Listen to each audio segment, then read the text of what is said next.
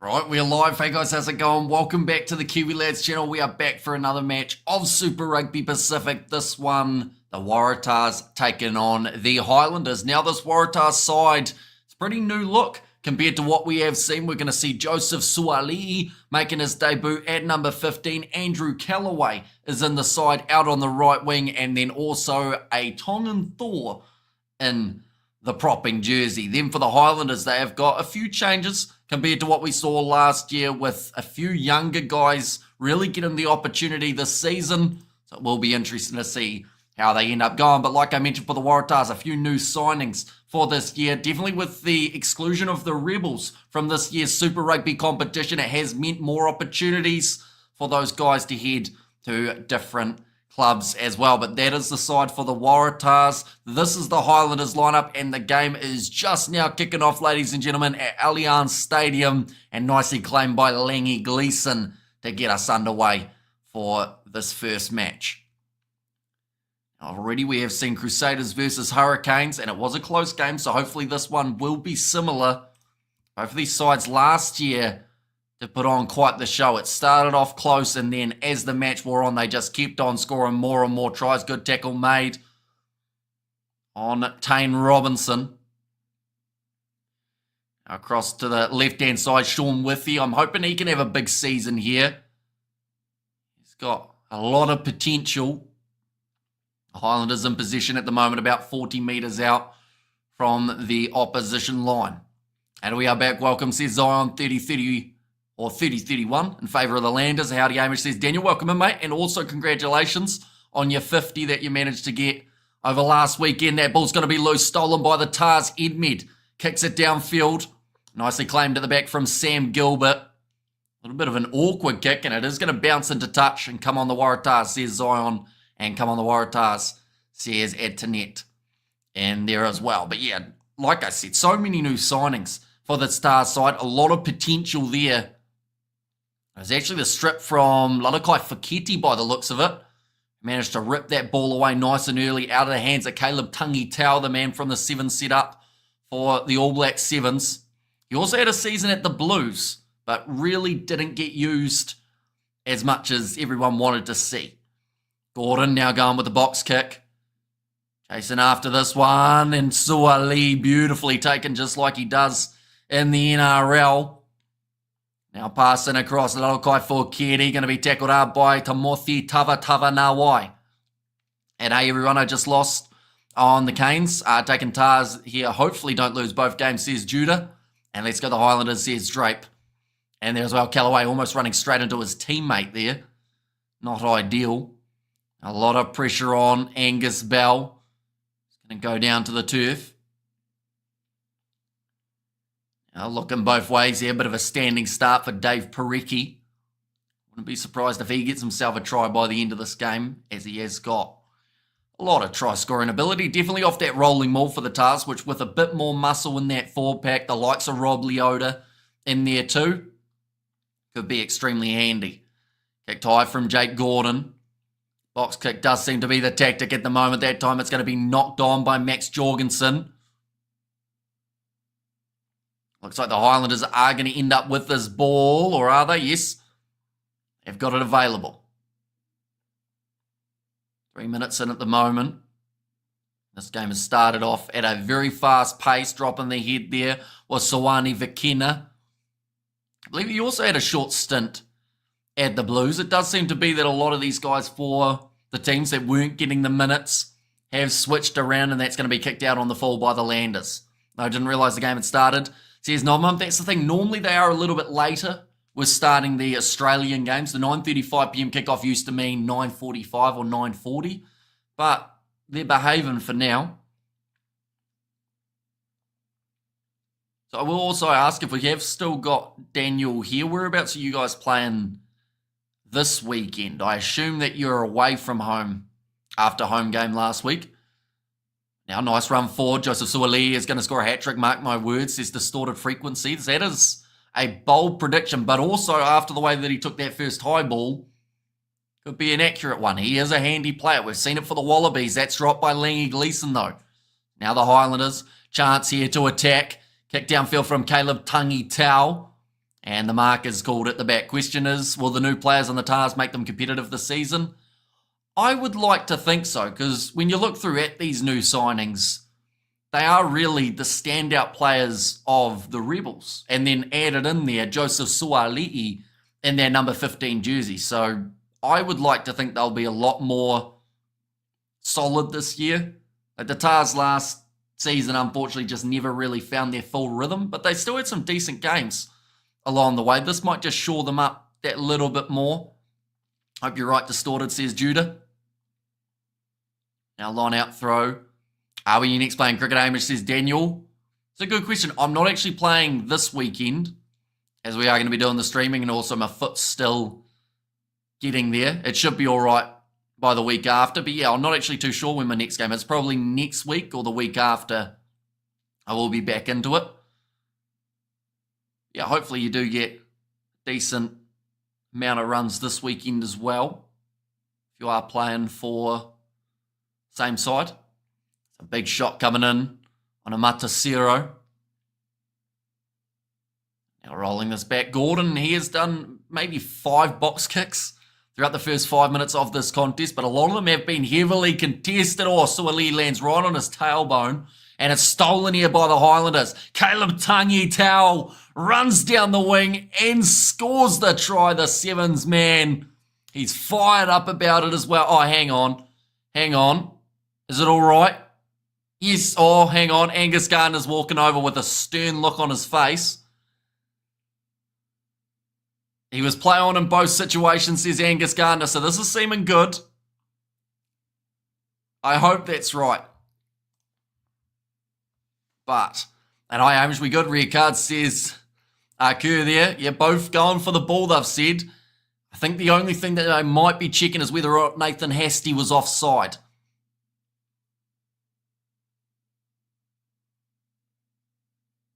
Okay, so it is going to stand as a try by the sounds of it.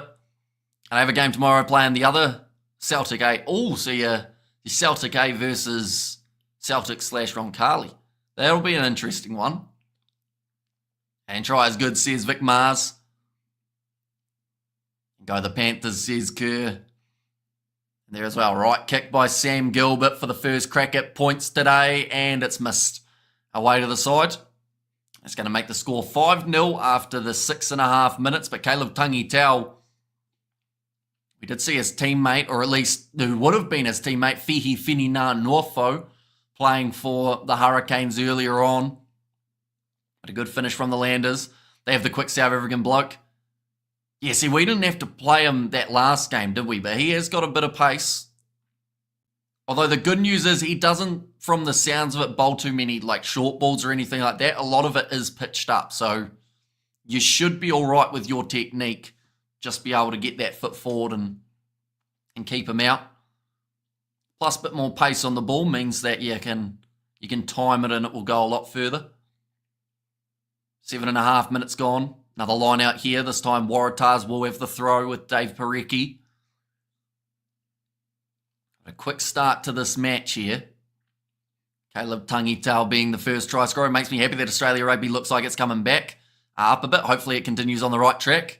Yeah, I faced him in the net's wholly scary though. I can imagine that every once in a while he probably doesn't mean to, but if he gets one wrong, it would be a pretty hard one to face. Let's go, brother. Long time since I've been in the streams. Damn, you're so close to 65k. Remember when you was at 3k, says that'll be Kyle, in fact. You're probably still surprised that I remember your name, but yeah, hopefully you are keeping well. It's good to see you once again. Highlanders feeling the quickening. Yeah, both of these sides going quick at the moment. 8 minutes in. Already we're starting to see a few slightly tireder forwards.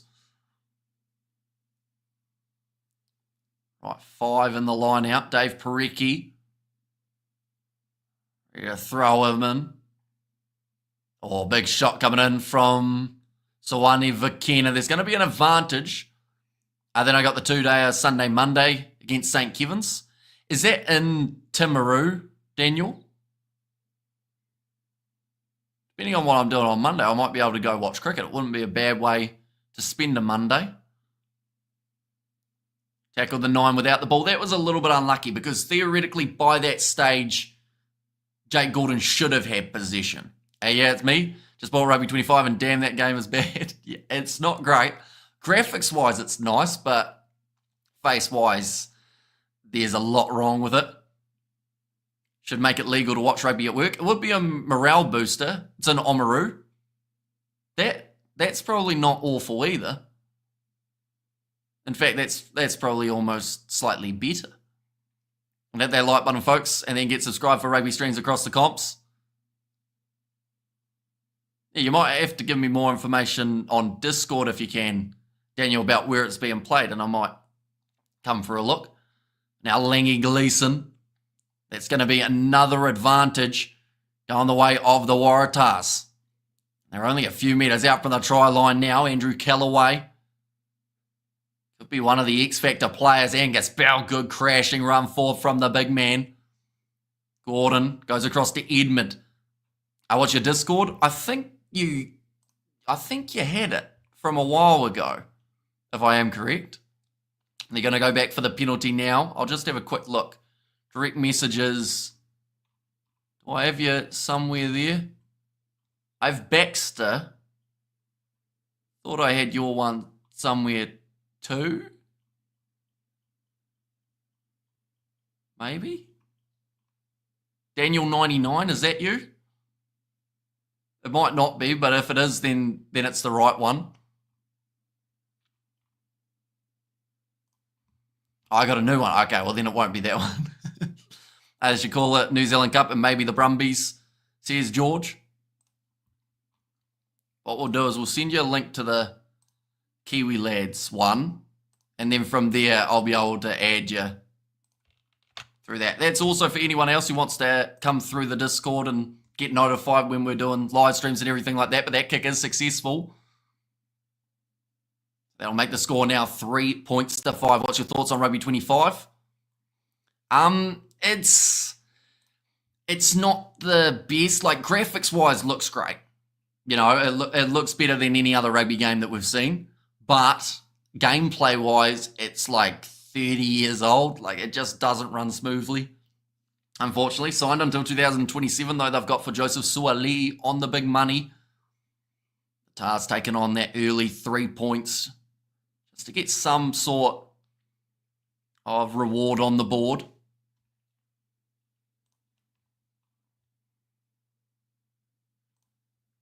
Right, kicked it off too long there as well for their kickoff, so it will be a chance on the halfway line for the Waratahs. The last playable rugby game was the 2011 World Cup game. That was a good game. I actually still have it somewhere. I might have to... In fact, me and George did a video on it probably like 2 years ago, which was an interesting one. I think we might have got beaten in the end, which is a common theme when me and George play rugby games. The Highlanders with the 950 kg forward pack. I have put a star there, Daniel, so I'll add that after the stream. I love that movie, Brothers, says Drape, and especially the first one.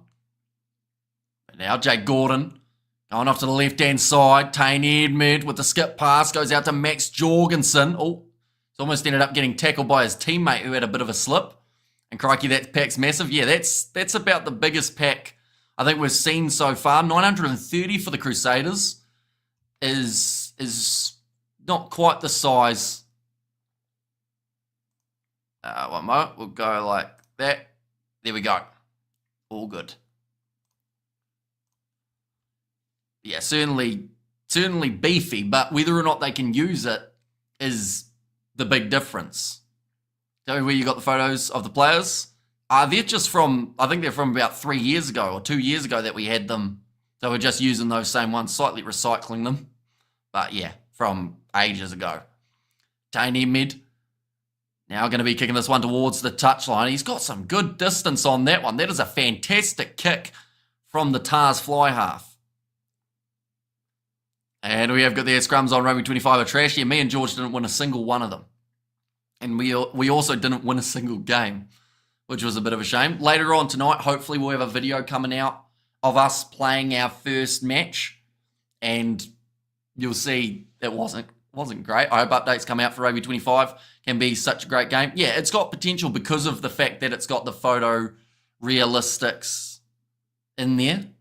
They just need more gameplay fixes. Joseph Suali'i in possession, passes across there to Max Jorgensen. Does the step, running up was to Leah, I should say. Suali'i tackled near the halfway line. Gordon going back across to, it would have been Joey Walton. Big kick. Also got a game on the Wednesday against Timaru Boys First 11. Jeez, you got games all throughout the week. See, I wish I had like that many games. Like for us, it's just Saturday, Thursday practice, and then also twilight on Monday if we end up playing. Oh, that was an ugly one in the air for those two going up for it at the same time. Didn't look like there was a huge amount of commitment from either individual. The Highlanders now back in possession. I need a friend to look in the eyes while they choke. My goodness, that's interesting, Drake. Very deep for Valentine's Day. Cold ice beer was my best friend. It's going to be a penalty going against Angus Bell.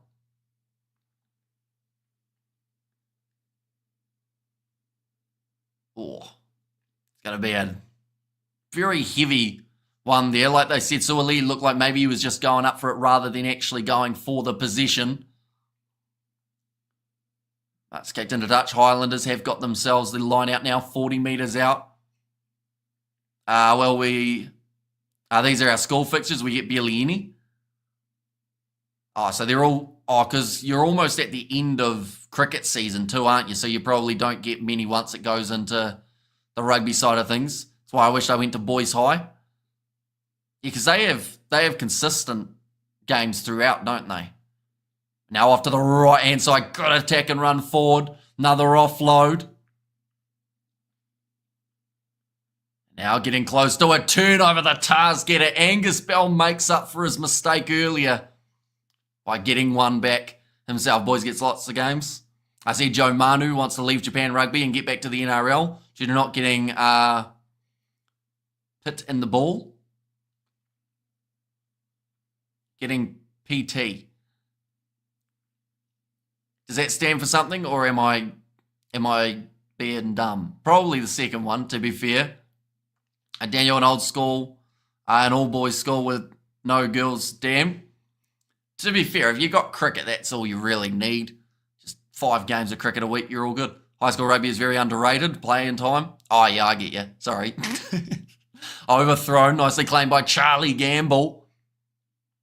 He's still rocking the big mustache for this season of Super Rugby. Gordon. Back across to Pariki.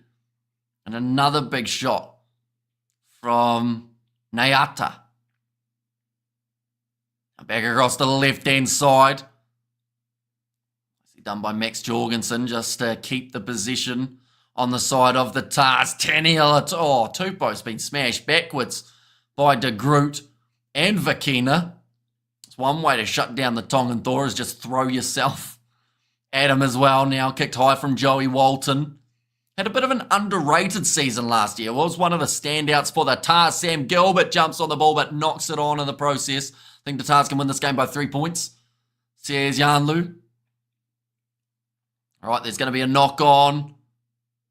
Surely Sam Gilbert's not complaining to the ref about that one because he knocked it on as clear as day. Already 18 minutes in. We're going to see it there. Yeah, Gilbert did knock it on initially and then he knocked it on there as well. So, yeah, I don't know what he was angry about. Whose bench is that? I think that's the Waratahs. The bibs that they've got on actually make them almost look like the Hurricanes a little bit. One of the players actually running onto the field, but that's just doing the warm-ups. Do you believe in the... I have no idea what that is, if I'm being honest. Now 18 and a half minutes in. It's going to be another scrum. We talked about it earlier on. The Highlanders have a massive forward pack, but they've just gone down very quickly. The bigger they are, the harder they fall. The quicker they fell in that scrum. Swani Vakina kind of looks like a bulked up version of Jonah Nariki in terms of that Highlanders kit. Actually, not so much. They just did a zoom in on him. He has the same beard. That's about it. The Tars are playing a Warra Rugby, says George. And now Gordon. Be ready to feed that ball in. No, never mind. Free kick is the call. Langy Gleeson will take the quick tap. Throws himself at the defensive line. Hugh Renton. Back across to the left-hand side. Gordon. Little short ball there to Amatasero. I made the Roncalli first 11 team on Cricket 24, says Daniel Eastie. Have you actually made Roncalli on Cricket 24? I was thinking about making all the second grade teams, but never committed to it because I didn't remember whether people are like pace bowlers or spinners. Nice back line. Suali, that looked close to forward, but it's going to be knocked on by Gleeson anyway. I'd say 25-24 Highlanders win, says Lucky. Now back into the pocket. Thinking the slipper into it is Tane Robinson. Good distance on it. Down into the 22. Highlanders by 12 or more, says George. And Jorgensen off the side of the boot goes out. Langy Gleeson, he's already had some big hits put in on him throughout this game. I have to make like players one at a time not worth it. I did it for our local team, like both second and third grade. So I probably made about 30, 40 players at one point. But I think that was on Cricket 22. Like, so I don't know whether it's very easy to transfer them over. Tava Nawai going now into the midfield to Tiniwalu Talia. Back across to the left, Hugh Renton. So that's going to be available for them yet again. Now they have got Nathan Hasty. He's got a passing style a little bit like Aaron Smith. A lot of those young Highlanders players, of course, have that influence of Aaron Smith too. Short ball. Oh, massive shot on Sawane Vakina, and he's dropped the ball as well. Huge hit from Langy Gleeson. Kicking it in behind. Close to the sideline, and it won't go for a 50-22, but still a very good kick from the Waratahs to get them down just outside of the Highlanders 22. I do love how the Rugby 25, the kits and players look amazing. Just with set plays get added like Rugby Challenge 4. Yeah, like it would be a lot better if they, like if the gameplay was just a little bit better in terms of what you can do, you know, set plays, even just the process of lineouts. You can't steal a lineout that I know of at the moment. Taken back by the Highlanders, so this one cannot find touch. I see taken by Suali'i, goes back infield to Edmed. 40 from their line. Suali'i chasing this one hard. Does he get there? Oh, he knocks it on that time, and Jorgensen does the same. Back for the scrum. Yeah, I get to play with Alex on Sunday for the first time since we played you guys. Geez, that's a little while. That's probably, was that last year or the year before? Would have been year before, wouldn't it? I think he's played second or seniors at least all of this year and last. We should all make a PUBG squad. I'm playing Hogwarts Legacy. See, that's one game that I feel like at some stage I'm going to play, but I haven't played it yet. I bought it when it was on special, but just haven't quite made it in right. We've got a blood bin here of Dave Parecki, which is not ideal. Who wins this year? I'll be honest, it's actually a wide open competition in a good way. Like there's probably 3 or 4 teams, if not maybe even more, that have a good chance of being able to win this. And down for making the PUBG squad from Daniel.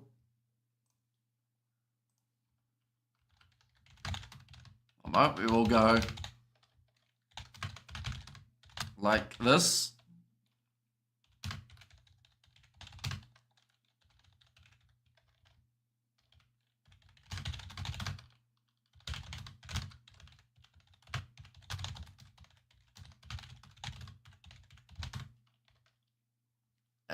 Like that, and like that. There we go. Now scrum feed. in between four Kiwi teams minus Highlanders, in my opinion, hopefully the Crusaders.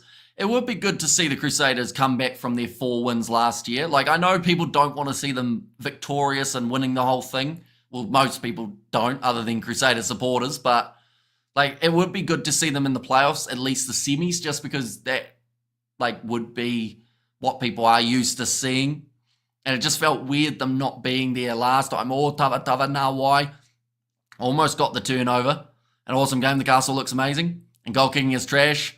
I have more dash boarding glitch than games played.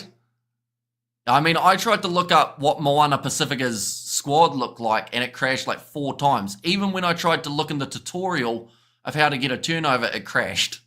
Every time I tried it. Oh, nice steal there for the Highlanders. Offload to Caleb. Tangi Tau. He's got Gilbert with him. Couldn't quite get it away. Withy, though. There for the offload. Ball off to the 9. And 10 metres out from the line now. The Highlanders again will be on attack. That is a terrible pass, but it's knocked on by Parecki. So scrum feed goes the way of the Highlanders again. Hey, I want the Games to beat them in the final, says Drape. Yeah, it'll be a bit of a nice story in terms of being able to go from, you know, your original facing off against them, an 8-point win for the Satyrs, to then go on to the final and have the rematch. Now 24 and a half minutes. So this game is flying by at the moment. We've only seen 1 try at this point. Hopefully we do get to see a few more as the match does wear on. Oh, we'll go like that. There we go. Didn't expect this type of game. Luckily the Kiwi Cup should be won by a Kiwi team. Says George.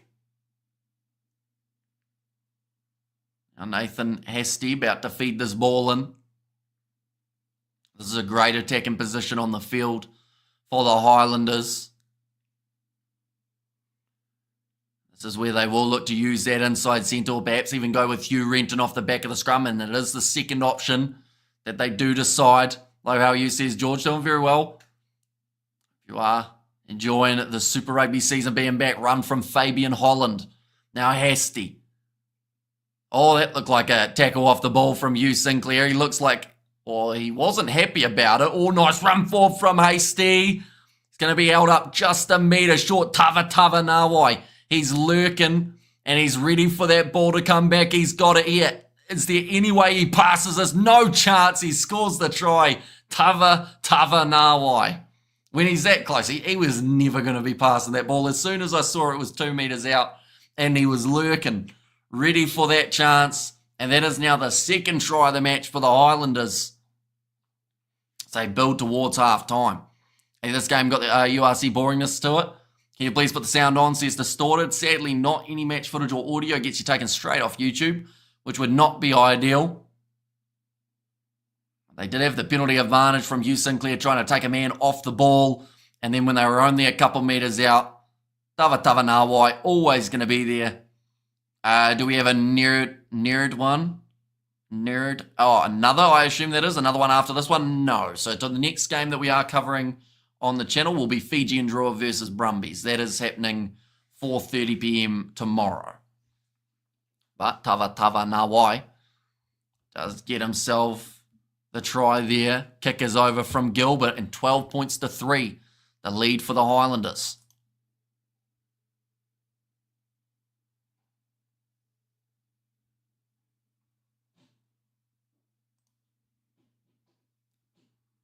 Yeah, a lot of celebration coming from the Highlanders in that case. And again, nice one, Hamish. But the question is, can the Tars score before half-time? They look like they're just struggling to find their rhythm at the moment. They've looked good under the high ball, but not a lot of those balls have actually stayed on their side. Oh, that was almost a drop ball right off the get-go for the youngster Michael Manson. And Landers forward's going to drag the Tars into the trenches the whole 80. Tars can't take it up the middle at the moment. Yeah, they haven't really used their backline a huge amount either. It has been the kicking that they've opted for. What URC game you're doing? I'm doing the Lions versus Stormers and Bulls versus Sharks. Both of those games are taking place. What the hell? Experts were all picking the Tars to come out looking terrible, says Judah. To be fair, though, I think the reason they are looking a little bit rough is the main factor of so many new faces. That's kicked out on the full by the Highlanders. Sam Gilbert got a bit too much on that one. But yeah, I think it is going to take a little bit more time for them to find their rhythm, maybe 2 or 3 weeks. And then they'll start to put together a few more victories. But for now, they're just in that early stage of kind of still finding their rhythm. Did the Satyrs win? Spoiler alert, anyone who doesn't want to hear this, be sure to quickly mute. Yes, they did, by 8 points. So, good game though, overall, for watching. Now, it's going to be Charlie Gamble, Langy Gleeson, about 25 metres out from the line if the Tars want a chance. They do have to score before the end. Oh, that looked ugly for Dave Parecki. Looks like his head really hit the ground hard and he is slow getting back to his feet. He looks like he is well and truly wobbled. And that is not good news. I don't see Parecki continuing in this game. He looks like he is in a bad way. Is he going to be all right? That is the question, but it might have been a bit of a shoulder to the head, in fact. And that might have been why he was a bit sore. Direct contact to the head might be on the cards.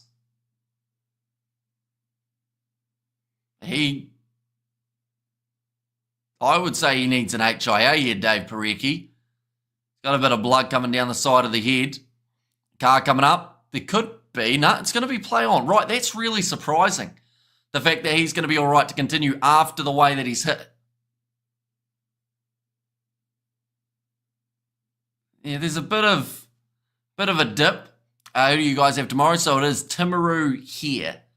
So tough side to beat by the looks of it at the moment, but Temuka managed to do it last week.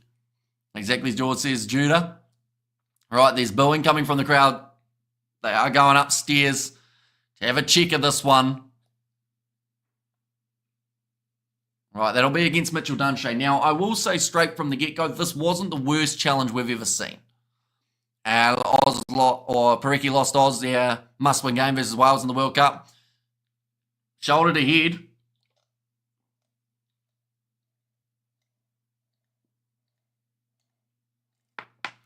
Okay, so that's an unfortunate one, but it's shoulder to head as he's dipping down. It's a yellow card, but I'll be honest, it's a slightly softer one than we'd like to see. Like, I can understand it because there is a shoulder to the head. They're saying he could be lower, but at the same time, because Parecki was already being tackled, it makes it extremely hard to dip enough. Definitely for a big number 5. And I think he's kind of looking at that and a bit disappointed. Mitchell Dunshea, soft card, says Annoy. Crowd booing, so TMO decides to take a look. Ireland playing France this weekend, right? Says George, incorrect. So this weekend URC, then next weekend back into the Six Nations. So got a little bit to go before we get to see that matchup.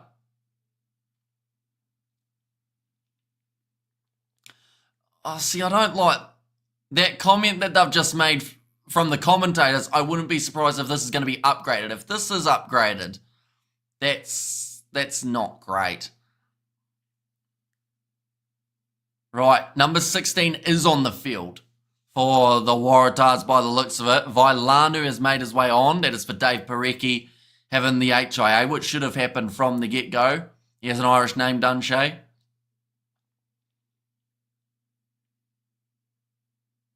Right.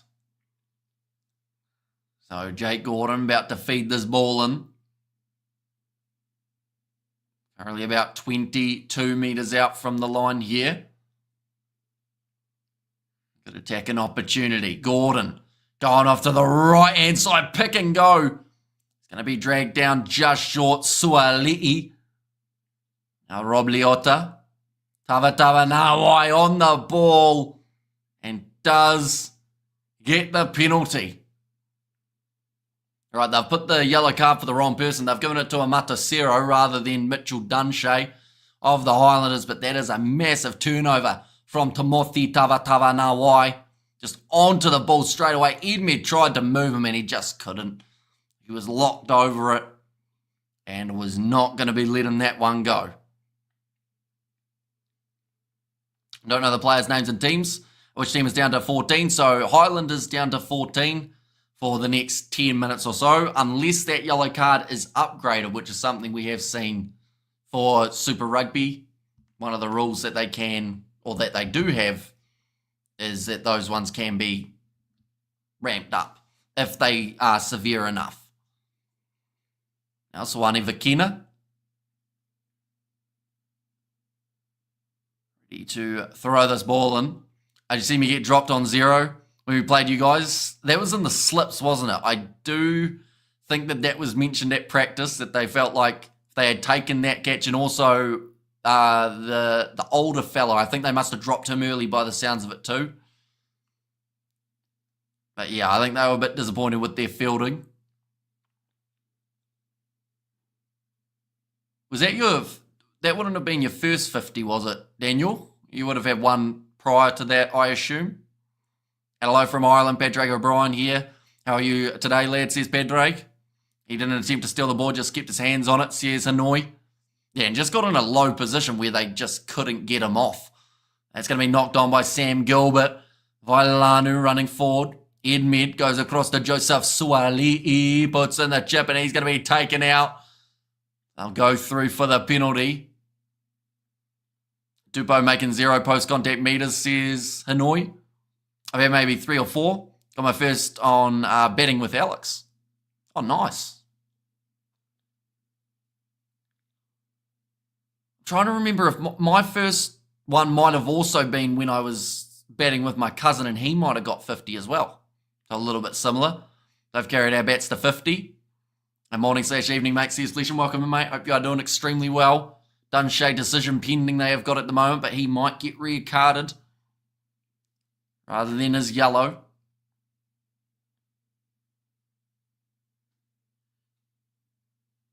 Now they're ready for the line out. Nicely claimed. Oh, a little bit loose. Charlie Gamble goes across to Gordon, Joey Walton. And 20 metres out, Vailanu, that's a good shot on him, but Langy Gleeson manages to push through one challenge. Gordon back across to the left-hand side. Edmed trying to step through. Funny because he got my 50 off 100 balls. He got his off 30. He hits the ball pretty sweetly. But he probably would have still won that game, I assume, with that combined 100. Now Edmed, another good tackle on him by Timothy Tavatavanawai, and another penalty advantage, no clear release going against the Landers. Gotta say, it's good having rugby back with your commentary, Hammy. Says annoying. We have got plenty more coming tomorrow. Many more Super Rugby games. No advantage. This is starting to get a little bit dangerous. Taniela Tupou unselfishly puts it out wide, and Rob Leota scores the try for the Tars. First try of 2025. And it's Rob Leota, the ex-Rebels player, does get the job done. And Daniel, that's a slow strike rate, says George. Yeah, but if you're still winning the game, that's the main thing. And who will win, says Zing Gaming.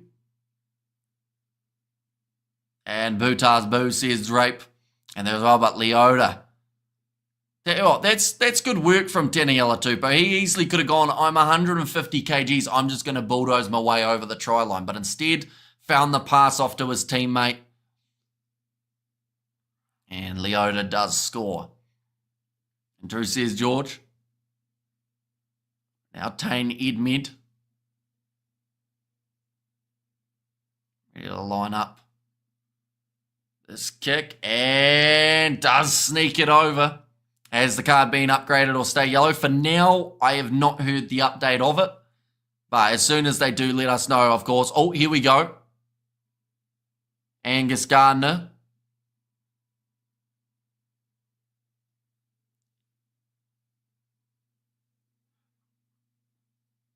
Right, it's going to remain a yellow card because of the dropping height of the ball carrier, which I honestly thought would downgrade it from a yellow to nothing, or like just a penalty anyway. But that is good news for Mitchell Dunshea that he will be returning in the next few minutes, already 35 minutes through, and 12 points to 10 after a successful kick from Tane Edmed. Langy Gleeson claims, a big shot on him by Hugh Renton. Yep, good Hamilton boys high, Kid Thor. Says Drape. Tie from Jake Gordon. And few was worried for the sport for a moment, says Studs Ray. And that is going to be another knock on.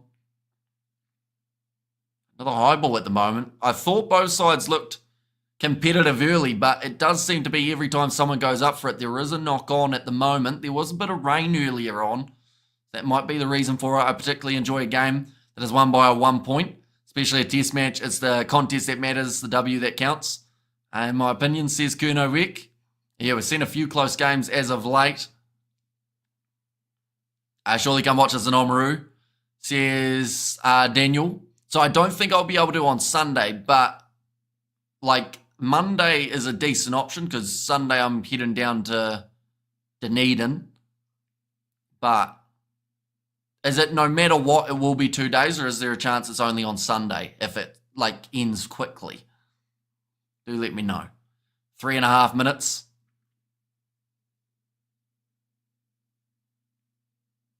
They are ready to feed this ball in.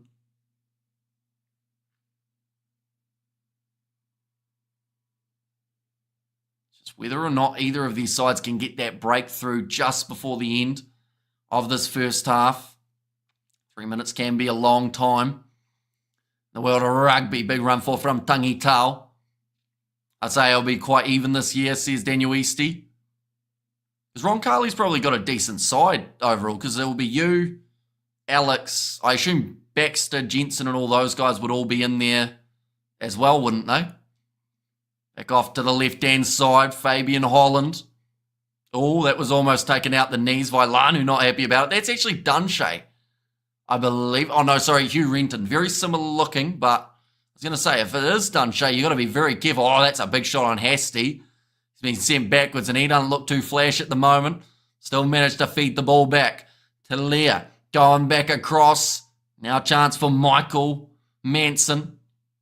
Last year they batted first, made 320, and we batted twice and didn't get there. There's Daniel Eastie. That's a big shot. Knock on. Oh, it's bouncing around all over the place like a pinball machine. And it's gone into touch. So we get another scrum. Right. Sam Gilbert just went like that. I'm not sure what that is, whether or not that's towards his own teammate or whether that is just in general, he's decided to say it.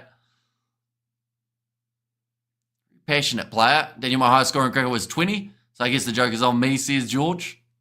20's still all right, though, to be fair. Like, depending on what grade you were in, like, 20's solid enough. That gets you some sort of start under the belt. Great first half, says Jan Lu.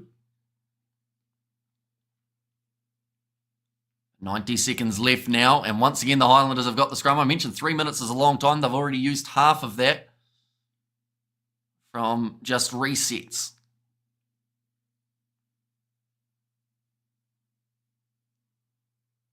And how much you want me, or how much you want, we will have to sign you up. I don't know whether I'll be allowed to play schoolboy cricket. I think they might go, he's slightly older, but oh, that's a good kick, 50-22. It would be cool to play cricket like during the week, though. Looks like Dunshay just about to make his way onto the field. And Lad says, Obi, welcome in, mate. Hope you are doing extremely well. Right, 16. Oh, now tell you what, fair play. Dave Parecki's back. He's risen from the dead. He looked like he was out for all money, but he just had a sore head, I think. And now Vailanu will make his way back off. My highest score in cricket was a golden duck bowled out by a girl. Okay. Room for improvement, Fleshin, I think is the best way of describing that. I'm playing action cricket in this week. Action cricket, what is that? Is that like fast-paced, like short games, Yarnlu? And missing the GoPro content? I am too a bit. Like, I haven't recorded any for second grade, but I still have, like, the hard drive that I've got down there has like 20 innings worth or 20 matches worth of games. that I really should edit, but I've learnt that my PC no longer likes them. Oh, a ball out to Joseph Suali'i. Good step. Puts it on the inside. Bounce pass to Joey Walton. He's going to be caught. Needed to pass it to Parecki, but he doesn't. That is all. This is a yellow card. Is it a penalty try too? Tell you what. No clear release. They can't guarantee that it would have been a try. But Caleb Tangi Tau, he will be off the field for 10 minutes. That was very close to him being... Oh, why are they taking... Oh, you know, 3 makes sense. It gets them the lead. But it just seemed like they had all the momentum in their favour. Joey Walton, no looking up whatsoever from the number 12. He needed to pass that to Parecki, and I think that would have been a try every day of the week. We're looking there. Tangi Tau offload back there to Parecki, and it would have been very close. But instead lost the ball. But it led to a yellow card, so that's one benefit. Sounds exciting, says Josh. We need that second innings of the final. Yeah, it's one of those ones. I think in the video I said I'm going to upload it next week. And now it's been like a year and a half or whatever it was since that one's gone up. So, yeah, I need to get that up at some point. But yeah, I have to edit it through my laptop. Just because my PC, for some reason now, the GoPro footage is all green. Not sure why. Great big 4 pass earlier. It did look quite flat to Joey Walton, to be honest. But halftime in this contest, and it's going to be 13 points to 12 in favour of the Tars. I ducked every ball bowled to me. My batting coach was Mark Richardson. Says, right, he's at 16 overs per side, and both teams batting 4 overs per skin. 8 players in the team. Oh, so you like 4 overs, so you bat 4 overs, then you switch. Then they bat 4, then you go back, bat 4. So it's like a mini test match type thing. That's an interesting concept. My school was all about cricket. Are you any good? You got condemned to athletics. I did athletics. Were you any good at athletics though, Flesham? And we have got there, my girlfriend bowled my middle stump. Is that a innuendo for something? So excited we're back into another season. Great to see you as always, says Will. And it is great to have you back again. Later on in the weekend, we are going to have URC as well. That's going to be taking place all throughout the night. That was quick halftime already, says JD. Yeah, it honestly flew by that half. I think it took only about maybe 45 minutes to play the 40 minutes of action, which is exactly what they're trying to do, trying to speed it up and keep the game flowing. The only real stoppages we had was that one TMO check of the Dunshay yellow. I was forced to do athletics. I hate running. I'm not that fond of running either, to be honest. I never quite look like I can run without falling over. That's my biggest downfall. Athletics weren't my forte either. Like, I wasn't awful at a couple of the things, but high jump couldn't get off the ground. Like, I think I have too much gravitational pull downwards. And then javelin, I somehow managed to hit myself in the back of the head with it, which is impressive. Not bad after 4 years of it in the summer, says Flesham. Now, second half, probably around 10 minutes away, ladies and gents. Close game overall. Can't ask for much more than that. Hopefully, like, if we have every game of Super Rugby separated by less than 10 points this week, happy days. But I have a feeling we could see a one-sided affair somewhere. Long distance running was my thing, and javelin, says Flesham. Long distance running, see, that takes commitment. Because, like, for long distance, I imagine, for me anyway, getting puff would kick in, and then maybe getting a bit bored would be the second. But I've never reached the boredom stage because I always get puffed. So, like, if I was ever to get past the stage of just getting fatigued, it might be quite fun. But I've never been there. Yes, sir, I was itching for Super Rugby like a crackhead on Gry. The poor product from the North Suppliers. My favourite was the walk, says George. Walking is underappreciated. Walking gets you where you need to go. A little bit slower than running, but less effort. Easier on the knees. Seems ironic, doesn't it? We're talking about walking and we're just seeing these guys going out there and running their hearts out for 40 minutes and they still have to do it for another 40. in the second half. But a couple big performances are going to be needed.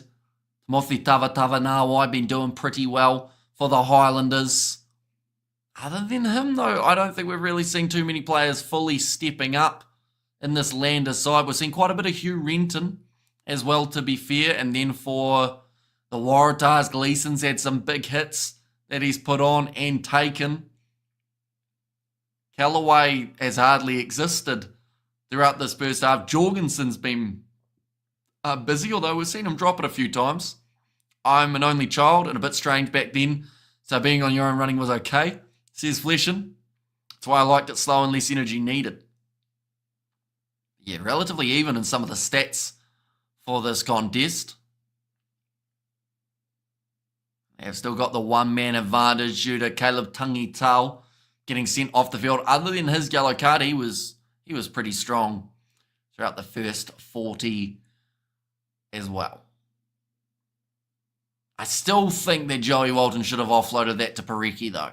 And then that would have been a try right at the end of the first half. It sounds harsh because, of course, Joey Walton thought he was going to be quick enough, but Tangitau was on him just a little bit too much when he gave away that yellow.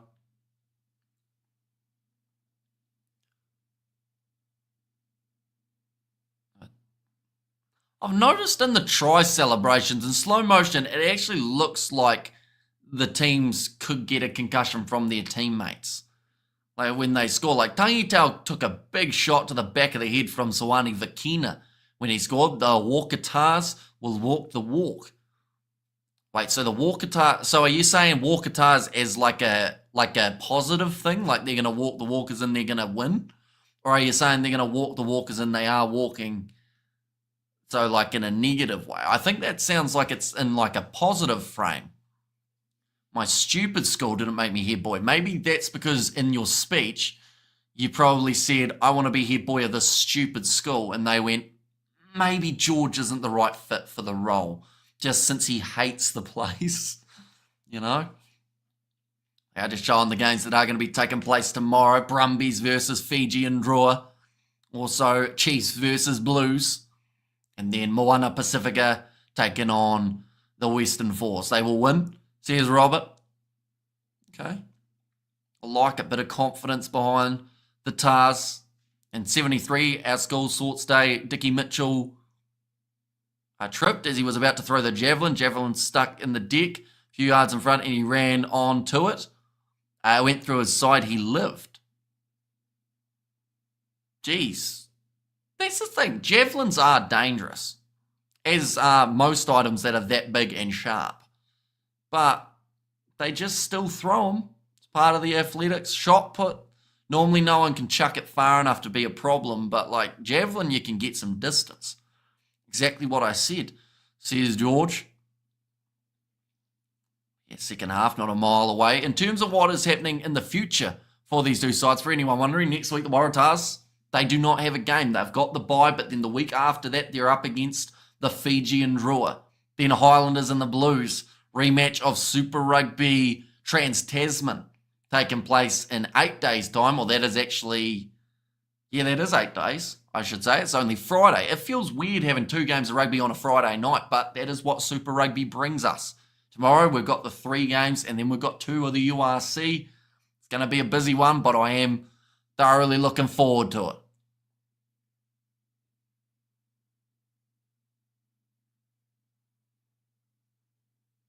Oh, so they got Andrew Callaway mic'd up.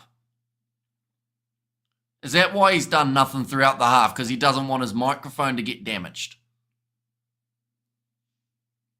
But he's shouting at everyone. Horses versus horses, Brumbies in the Drua. A brutal match, says JD. And freak the school sportsmaster out. I'd assume it would. If a javelin's gone through a child, that would make you go, not good. Might have to do something about that, seeing as, you know, he's been impaled. Head boy always has sore knees. Here's Drape. One of the other Kiwi lads was head boy at our school, though. Daniel, you guys, some of you might know Daniel. He's been in like 2 videos in the past. He was head boy.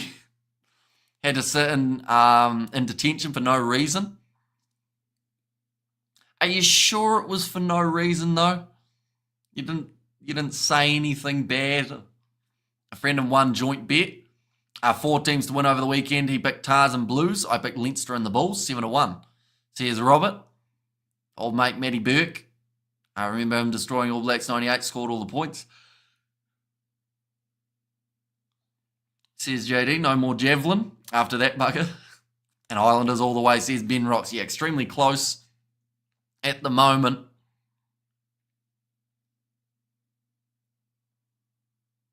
Now, might be a mile off the second half. Come back from 14 points down to win. What's that the highlight? Oh, that's for their last game, I assume. That's what they're talking about there. Highlanders and Waratahs are the perfect Valentine's match. Says Will. Honestly, they have had some pretty good games in the past. It's a bit similar to Western Force Moana Pacifica. A lot of people are looking at that game as the one that maybe isn't being as anticipated as the others. But when you look at their head-to-heads, been some pretty close games in the last couple of years. Apparently, I kept other kids from doing schoolwork. I could believe that. Who do you think will win? I do think that the Tars, with the man advantage, should be able to get a decent lead. But it's just very hard to say. Like, the Highlanders have got enough in terms of players and also in terms of their bench, which we will look at now. Like, they've got some guys who can get the job done. Cam Miller, Falau Fakatava, Nicola Broughton, also Daniel Leonard-Brown, Henry Bell. Those guys could all have some sort of own individual impact, but then for the Tars, we've already seen Vailanu for a bit. Going to get to see Darby Lancaster. A lot of Sevens guys getting the chance for Super Rugby this year. But yeah, I think that the Tars, it's probably their game to lose because they have had the man advantage twice now. We have got their close games of rugby so far. Who do you think will win, says Rugby Itch? I think I'll go the Tars, but I wouldn't be at all surprised if the Highlanders can get the job done. What's fun about schoolwork? Yeah, not a lot really, but it's important to still do it because, like, you know, learning's good for you, or so I've heard. So that's a bonus. Plus, you actually, after you leave school, there are times when you're an adult that you're like, oh, I wish I could just do maths or, like, just do some sort of like class at school rather than working. You know, being able to have a like hour-long lunch break, that was quite cool back at school, running around on the field. Like, that's the type of thing that as an adult, you know, when I run around on the school field, I get the cops called on me. I don't know why. It's not like I'm 25, but back then it was fine. My 2 main school teachers were a Welshman and a Kiwi. We played rugby all winter, no football. Says Bleshin. And we have got, yeah, Peter's in the chat, guys. He's a camper. Peter. Who's Peter? Peter in the chat. Where is Peter? I haven't seen Peter. How do you know Peter's here? Did Peter tell you he was here? What team do you support in Super Rugby? Says Ben Rocks. I'd rather have piles than go back to school. Try the sidewall camper. I'm not sure, matey. Just asked Peter. Who's Peter? I am very confused. But I hope Peter's doing well. Can I get a score prediction from Peter, or is that not how a camper works? Second half. Very close to taking place, and hopefully we get to see a lot more tries. Throughout that first half, we saw 1 try for the Tars being scored by Rob Leota. We saw 1 for Caleb Tangitau, as well as the other try being scored by Timothy Tavatanawai. But there's still work to be done. Whether or not it happens, we will have to wait and see. I should mention there's a lot of cricket going on at the moment as well. Australia versus Sri Lanka, Namibia versus USA, Zimbabwe, Ireland, and also New Zealand versus Pakistan. Who's Peter, says Pieman? That's what I'm asking. Someone's saying that Peter's here and Peter's saying things, but I can't see Peter. Second half. Do let me know, ladies and gents, who will be the very first try scorer, the exact name of the player. I'm going to go Dave Parecki, just because I feel slightly bad that he didn't get the try in the first half from that offload. What team do you support? I'll be honest, I don't really have a team per se. Like, I just love watching Super Rugby in general. And, if it's a good game of rugby, I don't mind who wins as long as it's good. There's no Peter. Somehow Peter stood out. What do you mean? Bunking school made me smarter. See, now I'm starting to really realise why they didn't make you head boy, George. The fact that you were bunking probably didn't help in terms of the hopes that they had for a head boy. I played wing on my high school rugby team in the 90s in the United States. There's Judah in there as well.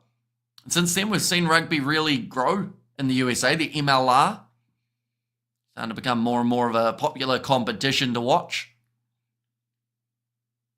And Ben has smacked his head on the keyboard. I think that last bit looks like he's saying hurry, and we're not too far away from the second half. My name is on the bunking stool. I'm a legend. Once again, though, understand why you didn't get head boy. If they're like, what do you bring to the role? Well, I have a stool. It's got my name on it, and it's for not showing up to school. Sign me up. Are you good, Hamish? You fine, matey? Now, Tane Edmed is about to be ready to kick this one off. They're ahead by 1 at the moment, but honestly, it can easily change. And I was just spamming because I felt like it. Oh, okay. Fair enough. We better not lose round 1, says PSG. That is, of course, about the Highlanders, but the second half now back underway. Nicely kicked high. Now charging forward. Yeah, nicely done. Just showing the coach cam at the moment. Jamie Joseph has not heard them.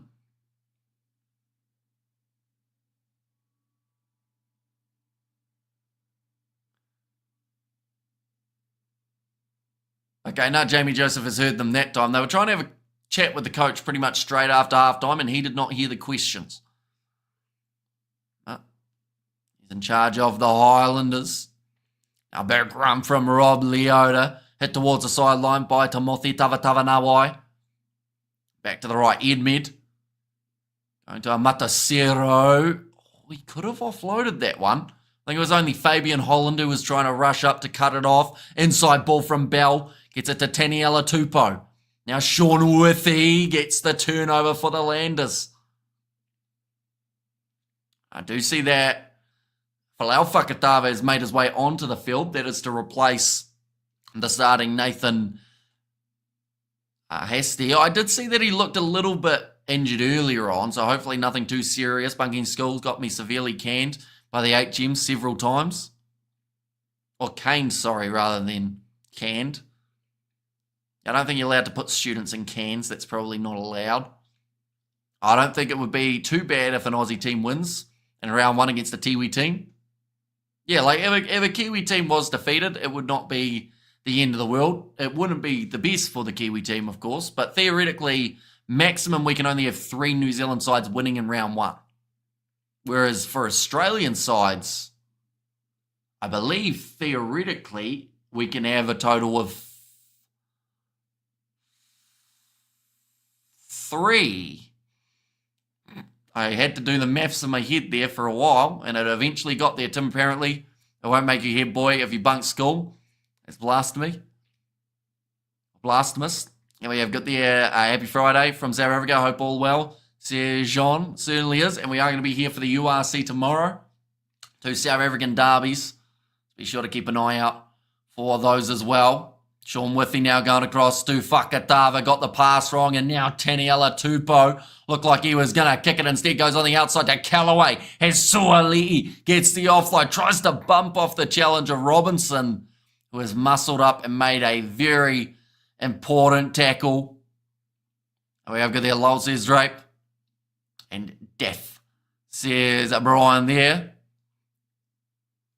40 metres out from the line for Lau Fakatava. That's going to be another penalty to the Highlanders.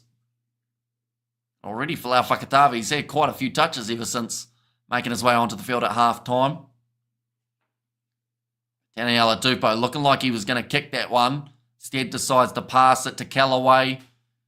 The draw and bars. That is a tremendous tackle from Tane Robinson, because if Suaalii gets down the wing, that is danger for the Landers. I'm only saying that because my team lost tonight. Shame on me, says Drape. Daniela Tupou. He's made it 43 minutes without an injury. Hopefully he makes it the rest of the game as well. The last thing that they want is some sort of severe injury for one of their big new signings. Thrown in nicely from Sawani Vakina. Now Tava Nawai runs straight over the top of Joey Walton. Seemed like a good idea to tackle him at the time. Now 12. Oh, another penalty. Goes the way of the Highlanders. AF. Just going to make good calling. Says Brian. I don't think I realised that deaf means that. I thought it was just some sort of like, you know how it's like daft, and I thought you just forgot the T. Oh, yeah, there smoking and alcohol apparently also bad during school. What a joke.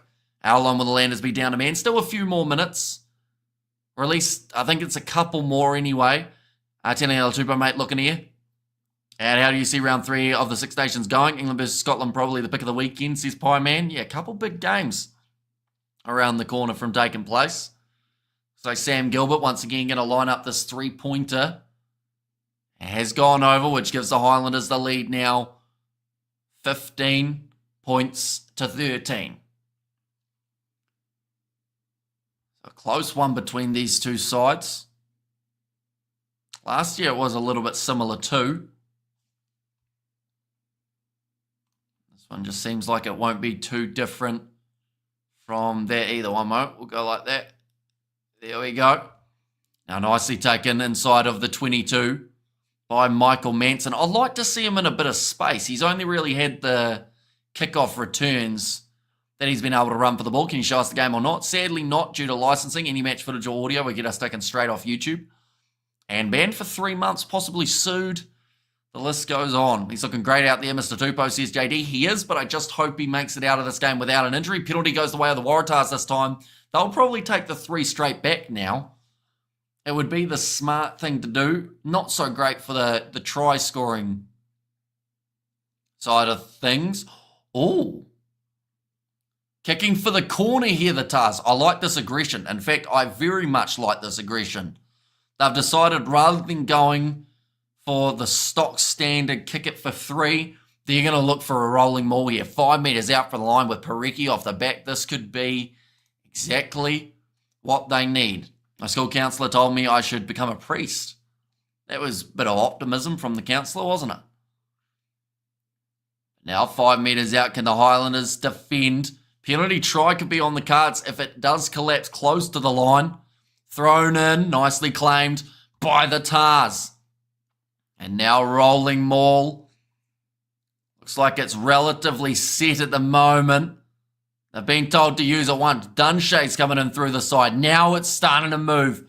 Pareki still hanging on to it. Highlanders trying to defend it. They're close to the line. That's in through the side. Pareki scores it anyway. And the Waratahs, hang on.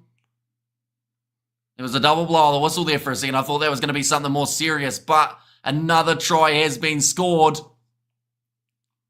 And it is Dave Pareki who manages to score it.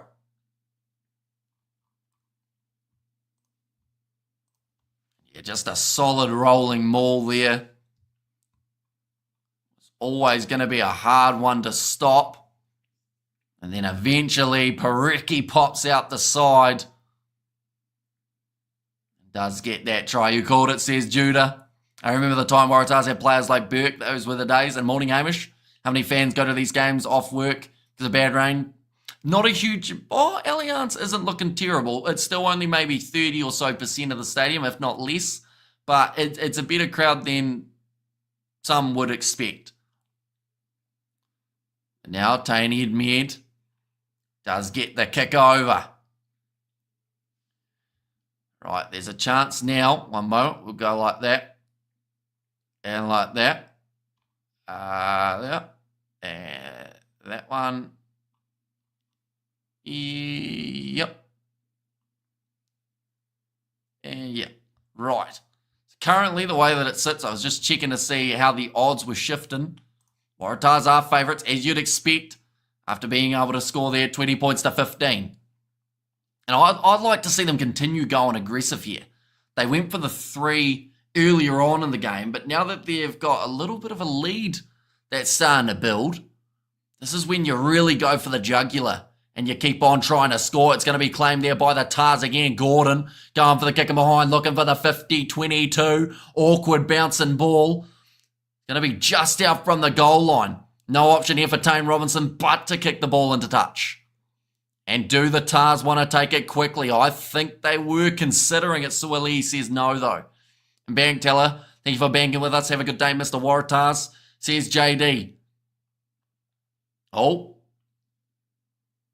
Blow the whistle. Oh, no, I thought that they were going to make a change there. Looks like Angus Bell's starting to take some very deep breaths here. Starting to feel. Oh, going to the front. Parecki back across Gordon. I'd love to see Callaway get a bit more involved in this half. Just because we haven't really seen too much out of him as of yet. But now flat ball to Rob Leota. Couldn't quite get away to Lalakai Fuketi. Offload up to Bell. He's wrestled down, looking for the offload. Still loose and backwards. And Joey Walton, how's that not a knock-on? Play on, says the ref. Suali'i dragged down by Fabian Holland. Now Gordon goes for the kick. Callaway chasing. Awkward bouncing ball for the Highlanders. Bit of a slip there. And that is a fantastic run out. But he's going to be under a lot of pressure now. Landers, possession again for Lau Fakatava. Looks for the offload. Sits up into the hands of Gamble. Was that a knock-on? No, play on, says the ref. And that could be the turnover for the Highlanders. Yes, it is. But it's scrappy in the breakdowns, well and truly. I had no hot female teachers, only old and saggy bags, says George. Both sides seem like they've elevated to the next level here. Just so close to that little extra burst. What's your local team like? Any good players? A couple of the local guys have made it to the South Canterbury team, which is in the Heartland Championship, but nothing in terms of any higher than that, I don't think. Not that I know of anyway. Like, none of them have gone on to provincial rugby that I can think of anyway. Now thrown in, nicely claimed. Oh, awkward one for the Highlanders. Weren't quite able to claim that one cleanly. Now passing back across the Mothi. Tawatawa Nawai sits down another. I'd like to think that the Highlanders being down by 5 would also decide that this is the time to go a bit more aggressive. Ball's knocked on by the Landers. Somehow we're in a play on. No, now we go back for the original scrum feed. Like I said, just getting a little bit scrappy at the moment. Either side really completely finding their rhythm. Waratahs being told to use it. They are playing on. The hair girl was hot, but she was lesbian, says George. I'm surprised you're still talking about your high school, George. It seems like there was a lot of built-up kind of frustration for yourself back in your school days. They wouldn't make you head boy. You were bunking all the time. The head girl wasn't interested. Now scrum feed, that's a big push from the Tars, and they will get another penalty. Oh, Charlie Gamble doing the finger pistols. It's an interesting celebration from a number 7 who is on the side. Right. They could go for 3, but I think they've got to keep on going for the corner and keep on pushing the tempo. Try and ramp it up just that little bit more. Edmed gets it out about 20 metres out from the try line. And yeah, big power from Bell. This is where you almost, like, as much as they want to probably sub Bell soon, his work in the scrums alongside Tupou is what you need out there on the field. He's the first one to each of the lineouts. He's looking exhausted, but Honestly, if he can get in the right place, right time, he could score a try here. Dave Parecki, oh, he doesn't commit. Didn't think he was going to be able to get to the ball, so doesn't try and kick it infield. My history teacher kept talking about the future, but their job's to talk about the past. Charlie Gamble. Looks like he's got some sort of injury. That's a little bit of karma for doing the finger pistols, it would seem. And thrown in all over the top. Still on the side of the Highlanders. A lot of tired bodies out there at the moment. Kicked high. Chase from the Landers. Slapped back onto their side, but cleaned up by Jorgensen, who goes for the grubber. Open space, and he's given it straight back to the Highlanders. Just seems to be who's going to make the least of the mistakes at the moment. Oh, Gordon had his knees taken out from underneath him. Now Fakatava going off to the side. Looking for the next pass was Tane Robinson, but couldn't get it. Fakatava going off to Fabian Holland. Him and Dunshay, they've had big games in the locking duo in terms of their metres that they've had to carry. Sean Withy. That's a big clean out, maybe excessive from the number 20, but now going off Caleb Tangitau. Has Tenuelu Talia. Oh, he sold the dummy, and Suali'i trying to keep him in the field of play. Ball's still there. Dunshay picks it up. They're only a few metres out from the line here, the Highlanders. Question is, do they use the forwards or do you go with the backs? Fabian Holland drops his head. He's going to be tackled by a Matasero. It's probably his carry for now. I wouldn't be surprised if the big man can get up and have another one very soon once he gets out from underneath that breakdown. Very slow back to his feet, but ready for it once more. Ethan de Groot. Can he get the pass on the inside? No. Fakatava goes across to Caleb Tangitau. He will back himself to at least get close. Once again dragged down. Fakatava goes off to Hugh Renton. Ball is right there, but the penalty goes to the Tars. Fabian Holland almost looks out on his feet there. He had to cover a lot of small metres. Everyone's tight. Oh, hang on. Hang on. Has the ref got this wrong? Right. Ref says there's going to be an explanation of something.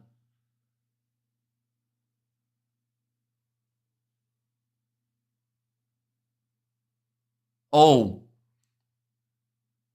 okay. Angus Bell drops. Chop tackle.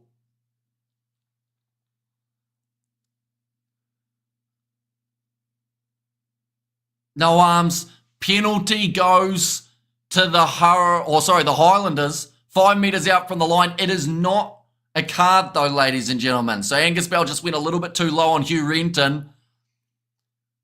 What do the Highlanders do here? Do you go penalty try? Or not penalty try, sorry. Do you go rolling maul? Do you go scrum?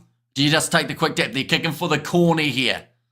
This is where you could see anyone popping out with it. I'm trying to work out who looks more tired out of Dunshay or Fabian Holland, because whoever does, Nakora Broughton will make his way on. Right. Amato Sierra. I feel like Dunshay with his yellow card, he's a bit of a risk, but at the same time, you know, you want that kind of veteran out there on the park. But Taniela Tupou, his day is done. And so does Amato Sierra.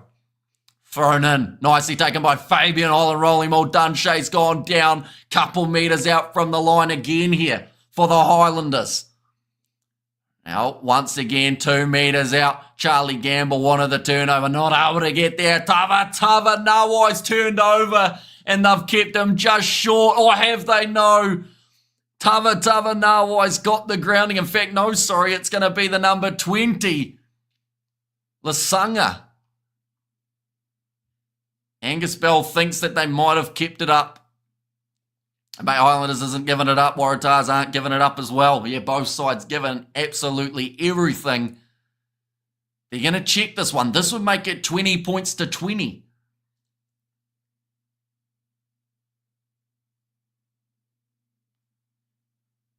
Highlanders, they just want to check this. So the first initial response was held up, but then, okay, nothing clear and obvious. But surely if it's nothing clear and obvious, because the on-field's try, that means that it is still going to be good to go here. Because they can't find no knock on is the call that I just heard in the ears, but that is going to make the score now 22 points to 20. I'll give the Highlanders the lead, but the youngster Lasanga gets his try. Right, so originally he was short. He's on his back. I don't know if he's got that. I think that ball popped free. And then, okay, the commentators aren't happy about it. I didn't see anything clear there that was anything other than a drop ball. But De Groot off for Leonard Brown.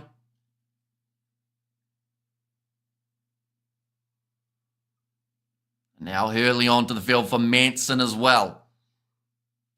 But that's an interesting try. Just because I know that it sounds harsh to say, and benefit of the doubt normally goes to the attacking side, but it looked like it wasn't really clearly grounded.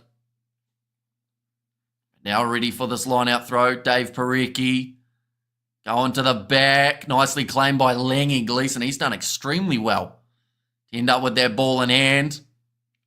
Ball's available. Says the referee. An absolutely Hamish bad decision by match official, says JD. And a crucial one too. We've got to remember, this is now making it 22-20. Now quick hands, Gamble gets it away to Langy Gleeson. Oh, big chop and tackle on him by Fakatava. Cross to Angus Bell. Big tackle again coming, and he's getting slower and slower as this match wears on, but they know how crucial he could be in the closing moments to be able to bulldoze over the try line now that Tupou's off. Tane Edmed goes to Charlie Gamble. Now Gordon back across again. Big contact. Oh, in through the side. Yeah, easy advantage. Going the way of the Tars. They can throw something into it now. Joey Walton tries the grubber. Right, now decisions. 20 minutes left. Do you kick for the 3 or do you go for the corner again? I like the concept of going for the 7 for the Stars side. They were successful in that venture. Gordon points for the corner again. Yep, they're being aggressive. I really like this mindset. It's something that someone like the Rebels didn't use enough at times. And they're just feeling like this is their chance to be able to get over and finish off this game and what they feel will be so close. Very even an entertaining game. Hey, yeah, very close between these two sides at the moment. Which team do you support in this competition? I don't really have the team, to be honest. Like, I just love watching the games. And like I say, anytime it's close or an entertaining game, we're happy. Now Dave Parecki with this line-out throw. And more like even how Highlanders pull your head in. Yeah, they've had a few mistakes here. Right, it's going to be a line out now. Dave Parecki wouldn't mind the double. You also got options of Bell. Or the other one that they could look at is possibly using a Muni. They've gone backwards here, so they've been told to use it once already. Highlanders defending it well. Gordon goes across to Joey Walton. Callaway's another man we haven't seen a lot of. In fact, we've seen hardly any of. They can get it out to his wing. Could be successful. Tavatava Nawai doing well to hold up Joey Walton. Ball's down on the ground now. Here comes the big man in the 18 jersey, Amoni. Back across Gordon. Really not a lot of momentum going forward for him at the moment. Now Angus Bell passes across Edmed. Rush defence. Lalakai Fuketi, they're losing meters. Now the Tars. Gordon again goes to Angus Bell, who has a good carry forward. Using up everything that he's got in the gas tank, but this Tars side need to if they want to get the win. Gordon going back across, goes to Angus Bell, low pass, beautiful offload, going to Saw Lee, close to the try line, just short by half an inch. Who have they got there? Gordon passes out wide. Joey Walter, no, it's Jorgensen scores. And the Tars get another and make it just that little bit closer to them getting the victory.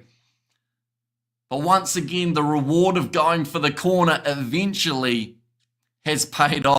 The good thing is Tars always have that flair. Yeah, great attack and run here from Suali'i. Brilliant offload, though, from Angus Bell to get him away. And then Tava Nawai, they were only a metre short. I thought we were going to see a big forward, but none of them were really getting close enough to be ready for it. And then Jorgensen gets over. You score, we score, you score, we score. This game fire, says George. And what else is on Rugby-wise for the weekend, Hamish? When is the next Sevens leg? Next Sevens leg will be next weekend. So there'll be plenty of rugby on. Sevens, Six Nations, Super Rugby. Now Tane Edmed. The moment, it's just a seesaw. No one's really leading by enough to feel comfortable. And Edmed's missed, which means we're only separated by 3. Love your passion for the game of rugby. Fair play, lad. You're a godsend for people like me that can't see the game. Well done and thank you. Happy Love Day from a wet and cold South Island. Says Dennis. And there as well. Well, thank you very much. Yeah, one of these two sides is going to be a lot happier at the end of the 80 minutes than the other. Now, only 17 minutes remaining. And once again, it's about time the Highlanders score, I think, is normally the situation. Goes back and forth all over the place. No one looking like they're getting the bonus point for attack, though, as you need 3 or more than your opposition. I'd like to see the Waratahs, if they get a penalty, go aggressive, try and finish the job. It will be at 25-29 soon, right? Something like that. Or maybe a missed kick as well, just to make it that little bit closer. Oh, good hands from Hurley. Had to hang on to it. Great turnover, though, from Vailan, who has made his way on to the field, I should say. That's a very rough kick from the Tars, and that's kicked out on the full. Right, that was from Bowen, the new man who's just made his way onto the field. Taken quickly. Tangi Tau up the middle, scores. And they're back in the game again, the Highlanders. And I agree, Dennis, I love your passion with that last try. I was waiting intensely for the score as you built it up in my mind, bro. Brilliant, says Roger. And up the Tars, says Nick. But Tangi Tau gets another. This game's just going to keep on going until one of these two sides collapses. It's just back and forth. Try after try. The second half timeline would be a very entertaining one to look at because it has literally been one side score, then the other, then the other, then the other, then the other, and you just keep on going. The worst thing is every time a side is scoring, the team are travelling pretty much the full length of the field, so everyone's getting more and more exhausted as the match carries on. 20 seconds now for Sam Gilbert. Got a big smile on the face, working on the Damien McKenzie. I don't know why he's doing the smile, but it's working. It's gone over. Now 29 points to 25, which means now the Tars have to push for a try rather than a 3-pointer. It's like the England-France game of last week, says Roger. Yeah, this game, I'll be honest, it's going extremely slow in a good way. You know how some games feel like they're dragging on? This one, we're only 65 minutes through and there's still plenty more taking place. But Tangi Tau's having a field day. 2 tries on his,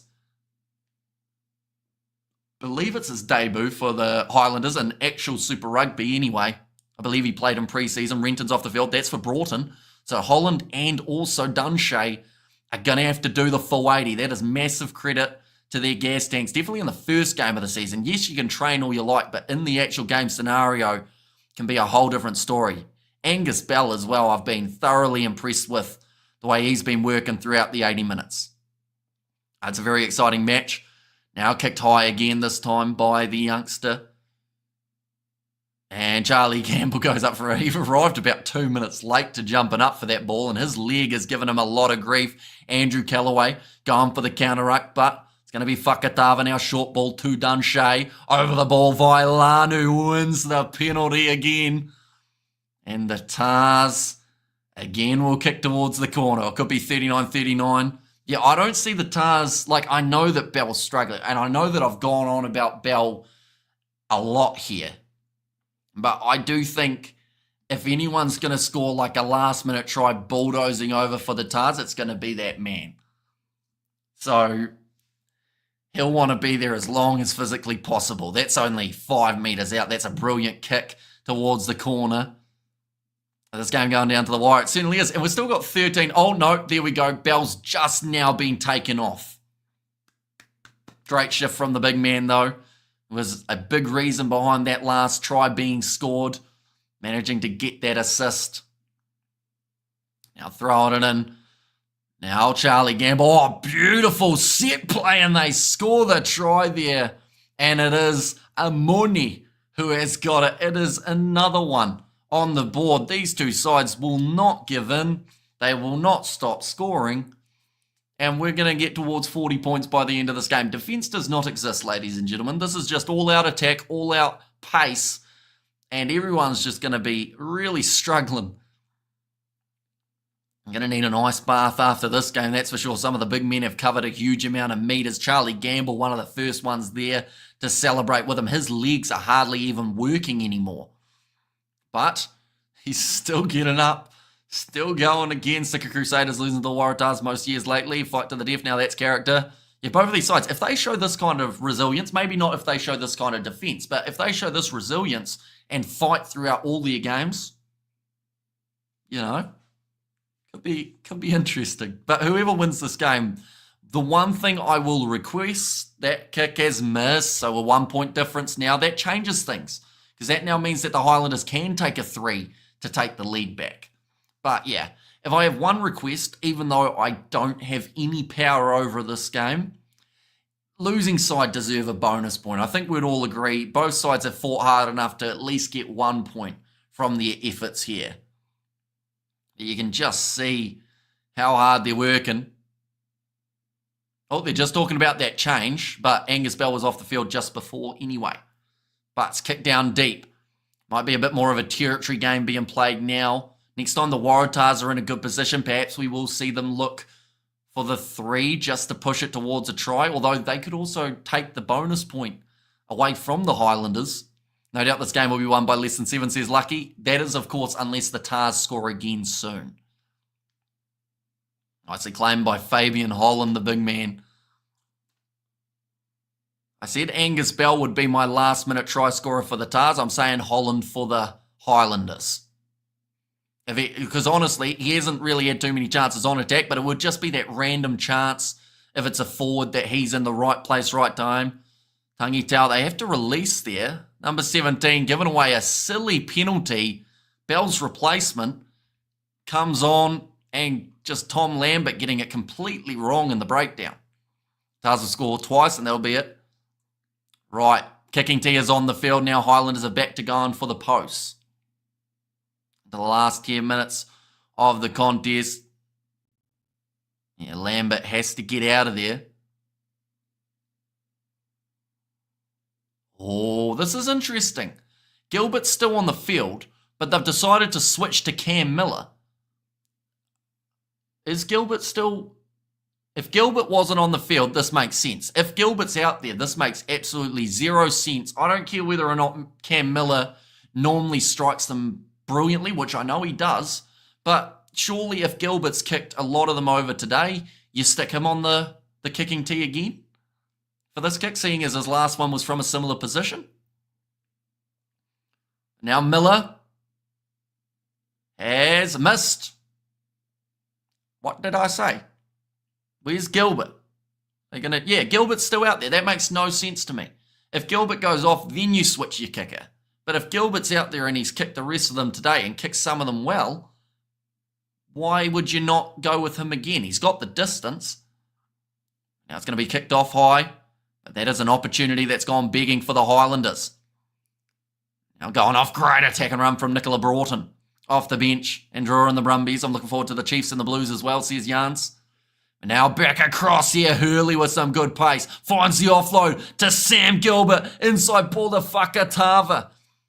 And, they're trying to swat it away. Big run from Daniel Leonard Brown. He's inches away. Right. Tava Nawai tries to pick and go. Another pick and go short side. They score it this time, the Highlanders, and it's the big replacement. And it is Sefu Kautai who gets it.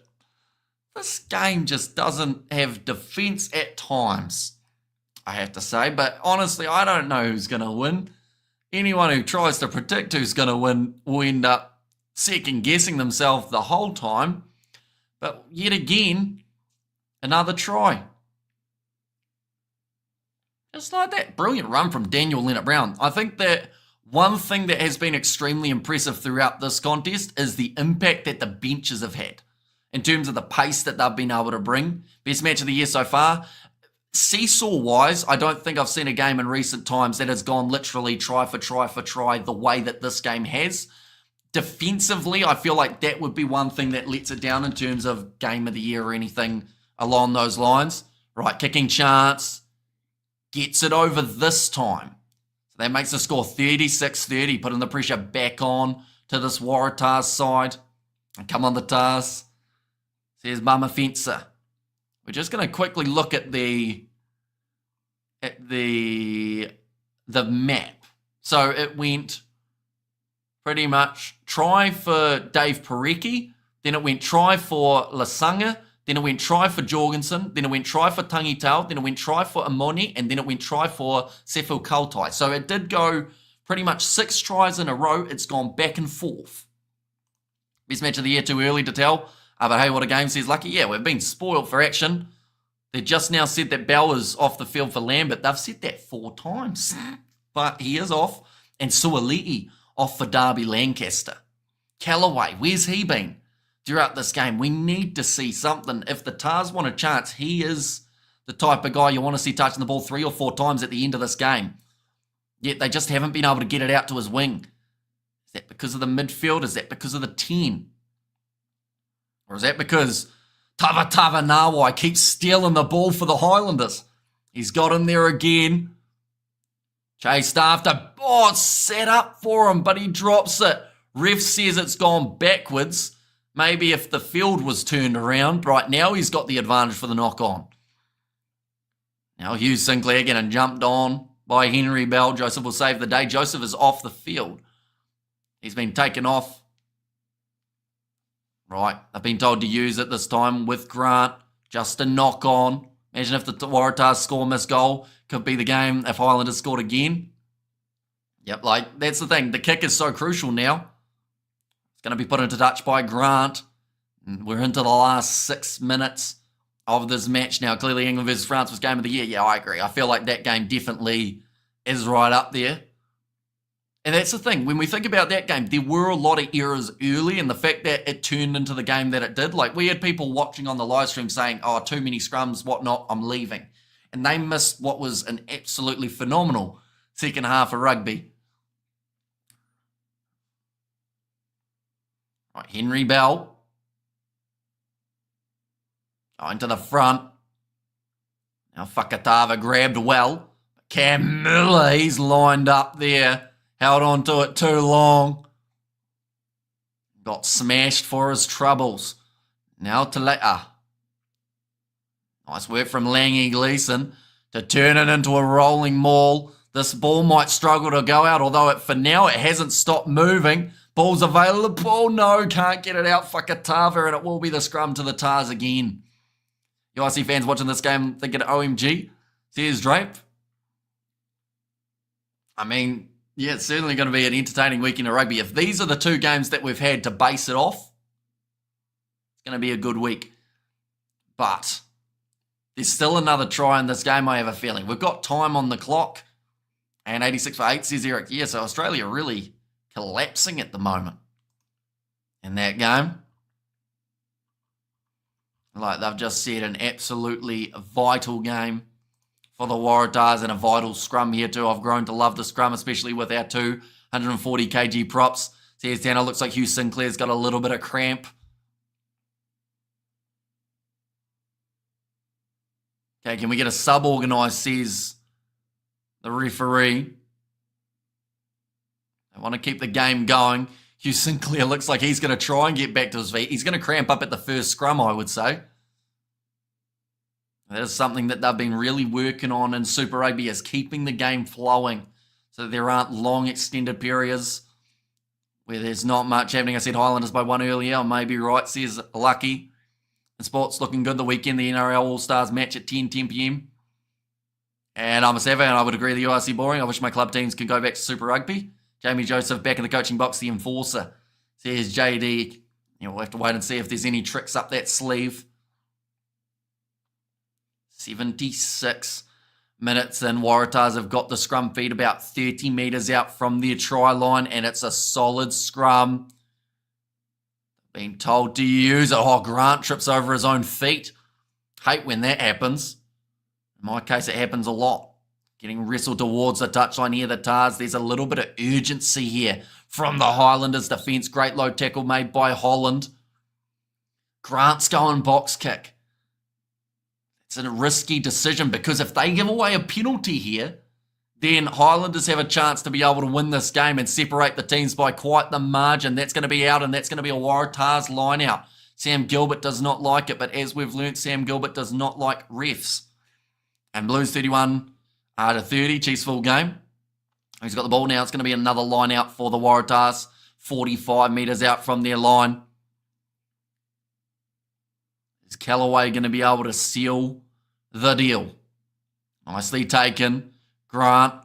In fact, anyone. I just want to see Callaway with the ball, to be honest. We haven't seen it pretty much at all. Oh, Tava Nawai in there again. No, he's given away the advantage this time. Now for Ketty. Going back across. Callaway now has his hands on it, and they'll go back for another penalty in favour of the Tars. This one they have to kick for the corner. They can't get the 3. Well, they could, but it wouldn't do anything for them. And Cheetah's coming back. Super Rugby's good call, Mr. Stain, says JD. Kicking for the touchline now. About 25, 30 metres out from the line now. Waratahs, and I would say if they give away a penalty here, this game is over. If they manage to get themselves the try, though, this gets interesting. Now, I don't know whether they will want to use someone, in this case, like a Callaway, being out on the wing. Same thing can be said about the other winger that they've got, Darby Lancaster, because you want to score in the middle of the field. Make it easy for the kicker rather than making it risky. But at this point, you just take a try of any sort. Big clean out on Tava Nawai. Jack Grant sells the dummy and moves up forward. He's getting that little bit closer around the side of the breakdown. Now it's Ben Grant. I don't even know who's marking up with Callaway in this game. I assume it's Caleb Tangi Tau if he's still on the field. But it looks like the pick and go is the plan here for the Waratahs. That was close to a turnover. The ball is available. Now Vailanu. He's looking both ways. He's going to crash forward again. Can't afford to get pushed into touch here. Looks like the forwards are going to try and get the job done. Pick and go round the side again. Trying to roll away. Asking for the penalty advantage. The Waratahs will not receive it. Jamie Adamson gets closer. Oh! Was that a knock on? That looked pretty close. Right, the forwards are still going. Maybe just one backline movement will do it for them, but they haven't looked right at all. Callaway, we're looking for him. He's right there. If they run it forward, although they're only a couple metres out from the line now, they've got the advantage. Throw everything at it. He reaches out and the Tars score it with 30 seconds to go. Amoni gets a double off the bench. And now that might just about be enough to win the game. But a try-scoring fest, and only right that the order continued. 8 lead changes, I believe it's been, or at least 8 tries back to back to back in the last moments. And then they had the advantage anyway, and then the big man in the 18 jersey, Amoni scores. How far out is the kick? It should only be about 16 metres, right next to the touch, or right next to the post, I should say. So this is about as easy of a kick as you'd want to have as a kicker. But now the conversion is over, And the Waratahs win this game in the closing moments, 37-36. They seal the last-minute victory. Some brilliant performances. Few players straight away come to mind. I mean, we saw a great...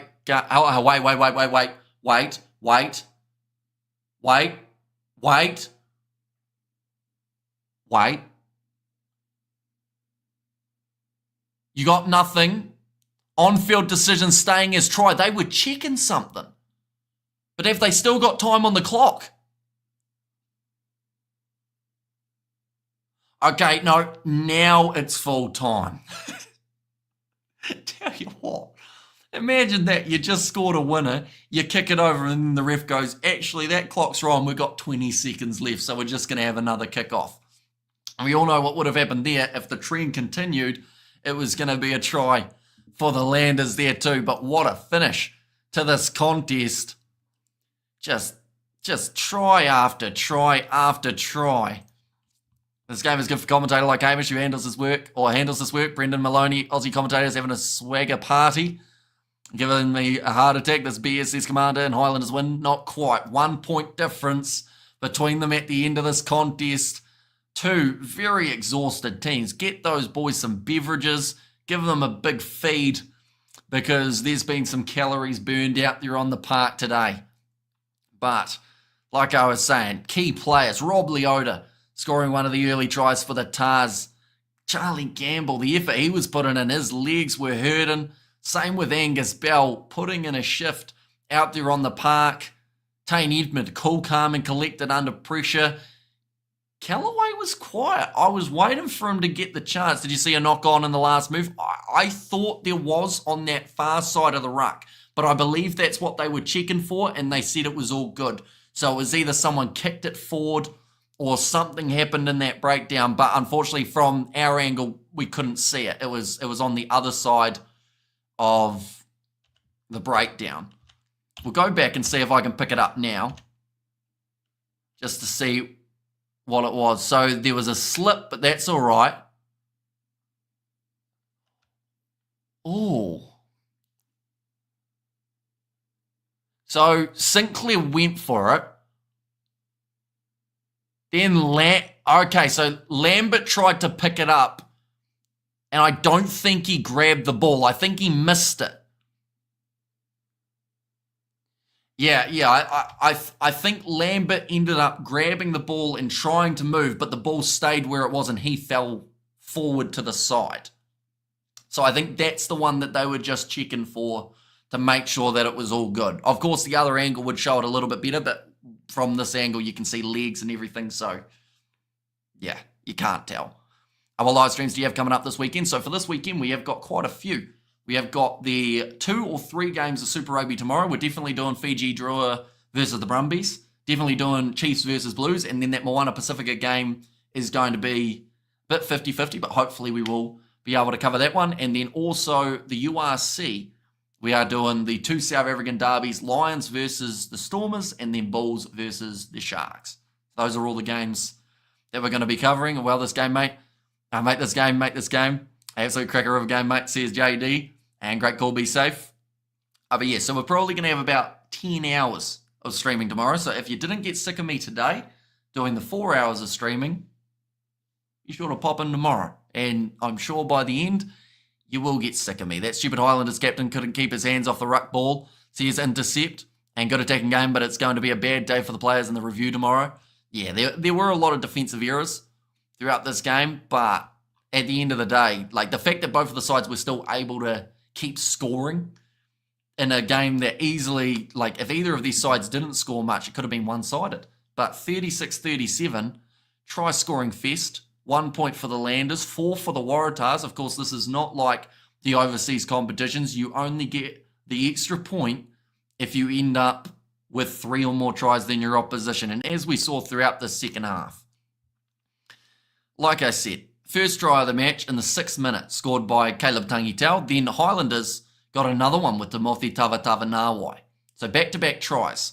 The Waratahs then said, okay, back-to-back it is. Rob Leota scored. Then Dave Parecki in the 47th minute. Now, I'm going to read out the tries and when they were scored, just to sink it in. Okay, so Dave Parecki scored in the 47th. Then from there we had a bit of a spell, 10 minutes. Then Vivina Lasanga scoring in the 57th. Answered back in the 62nd by Max Jorgensen. So 5 minutes difference between those two. 64 minutes. Caleb Tangitau. 68 minutes. Amoni. 72 minutes. Sefu Kautai.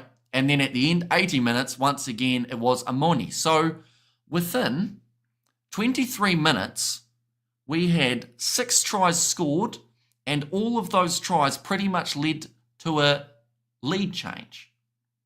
So I don't know what the stat would be in that regard, but it was a lot.